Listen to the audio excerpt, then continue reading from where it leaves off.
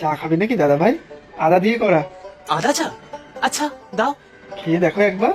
এই তল্লাটের সব স্টেশনের লোকজন এই তারকের চা এক ডাকে চেনে। না, চাটা বেশ ভালো। আমি কিন্তু আরো একটা খাবো।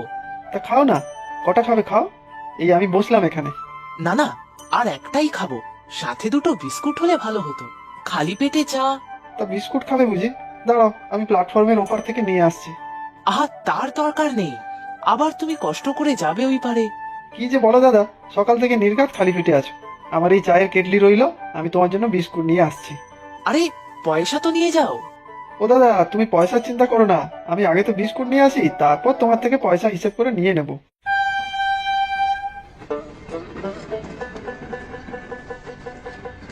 আচ্ছা, তারক চাওয়ালাকে দেখলাম মনে হলো, কোথায় সে? আমি তো নাম জানি না, তবে চাওয়ালা ওই প্ল্যাটফর্মে গিয়েছে, আসবে এক্ষুনি। চায়ের কেটলি দেখুন, এখানেই রেখে গিয়েছে। হ্যাঁ, তাই তো দেখলাম। আসুক দেখি। আপনি এখানে বসুন না, এক্ষুনি এসে পড়বে। তা বসছি। আমি রোজই ট্রেনে চেপে আসি, নিত্যযাত্রী বলতে পারেন। আর বাড়ি ফেরার আগে তারকের চা না হলে চলে না। না, চাটা খুব ভালো করে দেখলাম। তা আপনার বাড়ি কি এখানেই?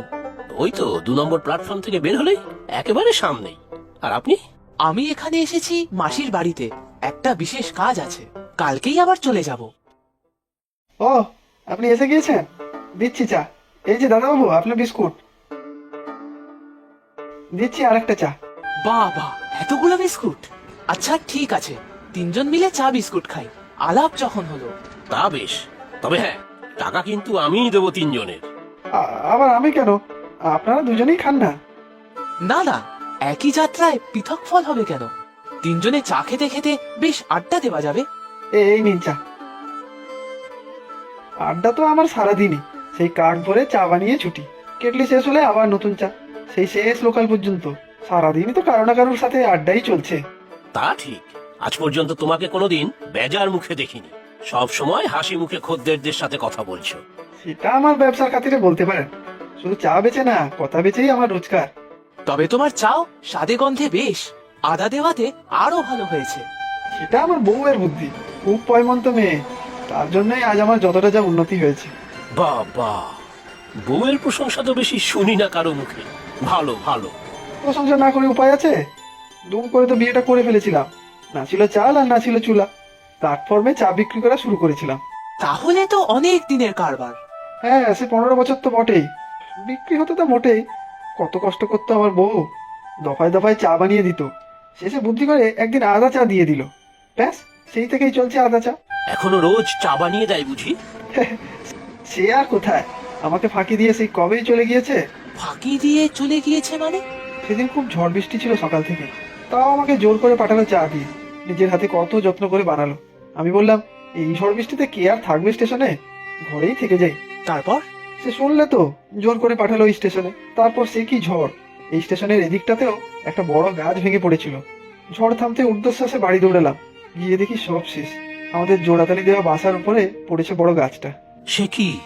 হ্যাঁ, সে নিজে মরে হয়তো আমাকে বাঁচিয়ে দিয়ে গেছে। জোর করে না পাঠালে আমিও নির্ঘাত গাছের চাপাই মরতাম। না, মনটা খুব খারাপ হয়ে গেল হে। খুব দুঃখের জীবন আমার। আজও বউটার কথা মনে করে চা বানিয়ে ছুটি আসে এই স্টেশনে। আচ্ছা, আপনারা বসুন, আমি ওদিকে একবার চা নিয়ে ঘুরে আসি। সত্যি বড্ড দুঃখের জীবন। পরিবারের যদি কেউ নেই, তাহলে কার জন্য এত ভাগদৌড়, রোজগারের চিন্তা? একা মানুষের দুঃখের কোনো সীমা নেই। তা হয়তো হবে। হয়তো কি বলছো? এটা মহা সত্যি কথা। এ হে হে, ছি, আপনাকে কথায় কথায় তুমি বলে ফেললাম। তাতে কি? আপনি আমার থেকে বড়, নির্দ্বিধায় আমাকে তুমি বলুন। আমার নাম সুজয়। বুঝলে সুজয়, ঠিক তোমার বয়সী আমার ছেলে বিট্টু। ছোটবেলা থেকেই সে সব কিছুতে নাম্বার 1। বড় চাকরি, বাড়ি, গাড়ি, সংসার। বাহ, এই বয়সে এত কিছু! খুব ভাগ্যবান আপনি। ভাগ্য না দুর্ভাগ্য সে তো জানি না। সে কি, এত প্রতিষ্ঠিত ছেলে আপনার? সে ছেলে কি আর এই বাপের কাছে থাকে? চাকরি নিয়ে বিদেশে গেল। প্রথম দিকে বছরে 1-2 বার বাড়ি আসতো, রোজ ফোন করত। আর এখন বাড়িতে আসা তো দূরের কথা, একবার ফোন করেও দেখে না। আমি ফোন করলে কখনো ধরে 2টো কথা, কখনো হয়তো ধরেই না। ভাবি হয়তো ব্যস্ত আছে কাজে। আপনার পত্নী মানে উনি? জীবিত আছে, তবে সেও থাকাও যা আর না থাকাও তা। এমন বলছেন কেন? বয়স হয়েছে নিশ্চয়ই। একদিন ছেলে খবর দিল সে নাকি এক বিদেশিনীকে বিয়ে করছে। তাতে আমাদের কোনো আপত্তি ছিল না। বিদেশিকে বিয়ে করলে অনেক সুযোগ পাওয়া যায়, বিশেষ করে সিটিজেনশিপ। তা পেয়েছে বটে, একটা সন্তানও হলো। তারপর হঠাৎ একদিন খোকা এসে উপস্থিত। আমরা তো আনন্দে আত্মহারা। কি করব বুঝতে পারার আগেই আসলো চমক। সে তার মাকে নিয়ে যেতে চায়। দুজনের চাকরি, ঘরে বাচ্চা দেখার তো একজন লোক চাই। পরদিনই ফ্লাইট, সব ব্যবস্থা করেই এসেছিল। আর আপনিও চলে যেতে পারতেন। আমাকে নিয়ে তাদের কোন কাজ? কোন কাজটা আমি আর পারবো? উল্টে আমাকে নিয়েই ওদের ব্যতিব্যস্ত হতে হবে। আপনি যাওয়ার কথা বলেছিলেন? ওর মা বলেছিল। ছেলে বলল, ঘর কোথায়? ছোট ফ্ল্যাট, বড় ফ্ল্যাটের নাকি খুব দাম। সেই থেকে আপনি একা? হ্যাঁ, নিজে তো গেলই, আর আমার থেকেও আমার সর্বক্ষণের সঙ্গী, আমার অবলম্বন, তাকেও ডাকাতি করে নিয়ে গেল, আর ফিরিয়ে দিল না। ওর মা রোজ চোখের জল ফেলে। আমি অপারক। কি এখনো চলছে গল্প? নতুন চা বানিয়ে এনেছি, এবার কিন্তু খেতেই হবে। আর এবারে চা কিন্তু আমার পক্ষ থেকে। দাদা, চায়ের কেটলি দেখলেই আমার মনটা কিন্তু চা চা করে। আজ অনেক দিন পরে একটু গল্প করে মনটা হালকা হলো। দেখলে তো দাদা ভাই, আমাদের এই দুজনের জীবনই কেমন দুঃখ কষ্টে ভরা। তাই তো দেখছি। তবে তোমাদের দুজনের গল্প শোনার পর আমার নিজের দুঃখ কিছুটা লাঘব হয়েছে মনে হচ্ছে। সে কি, তোমার আবার কি দুঃখ? বেশ তো মাসি বাড়ি এসেছো বললে ঘুরতে। ঘোরো ফেরো, মজা করো, আর কি। সত্যি জীবনটা যদি এরকম হতো তবে কত ভালো হতো, কিন্তু তা কি আর হয়? কেন গো দাদা, অনেক বড় কিছু হয়েছে বুঝি? সব ঠিক হয়ে যাবে, দুঃখ করো না। এই দুঃখ আমার যাবে না গো।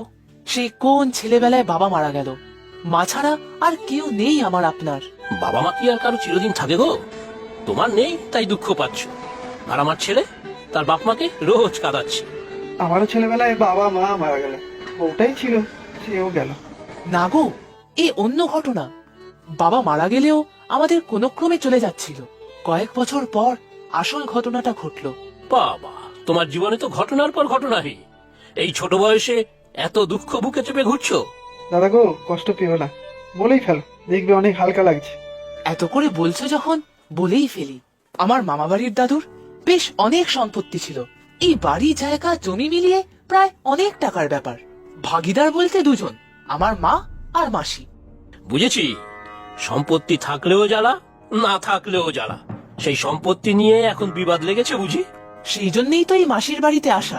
সেরকম লাগলে আমাকে বলো, আমি পঞ্চায়েত প্রধানের সাথে কথা বলিয়ে দেবো সব মীমাংসা করার জন্য। না না, ওসব আর লাগবে না, এ অন্য ব্যাপার। কেন গো দাদা? আমাকে তো সম্পত্তির ভাগ বাটোয়ারার জন্য মাসির বাড়ি ডেকে পাঠালো। মাস্তো তো দুই দাদা আছে, ওই ছোটখাটো কাজ করে। ভাগ বাটোয়ারা হলে আমাদের দুই পক্ষেরই সুবিধা হয় আর কি। তাহলে বাধা কোথায়? বলছি, আগে আর এক কাপ করে চা দাও তো দেখি। এত ভালো চা যে বারে বারে খেতে ইচ্ছা করছে। তা যা বলেছ, হোক আর এক কাপ। মাসি মায়ের থেকে বড়, তাই দাদারা সব সম্পত্তি একাই চায়। এ আবার কেমন কথা? সম্পত্তি সমান দুই ভাগে ভাগ হবে, তোমার দাদারা একা পাবে কেন? সেই কথা বলতে গেলাম, কিছুতেই মানলো না। তারপর আমাকে ভুলিয়ে ভালিয়ে দিল খাবারে বিষ মিশিয়ে। হ্যাঁ, বলো কি? তারপর? কি সর্বনাশ! তারপর আর কি, বিষ মেশানো খাবার খেয়ে মরে গেলাম। আর ওরা আমার লাশটা হাত পা বেঁধে ফেলে দিল এই রেল লাইনে। তাই তো মাঝে মধ্যে এই রেল স্টেশনে এসে বসে থাকি। লাশ মানে? মানে তুমি মরে গেছো? তাই তো বলছি, তোমাদের এত দুঃখ শোনার পর নিজেরটা বলে একটু হালকা হলো। মায়ের জন্য কষ্ট হয়, একা কোন দূরে পড়ে আছে, মরেও শান্তি হয়নি আমার।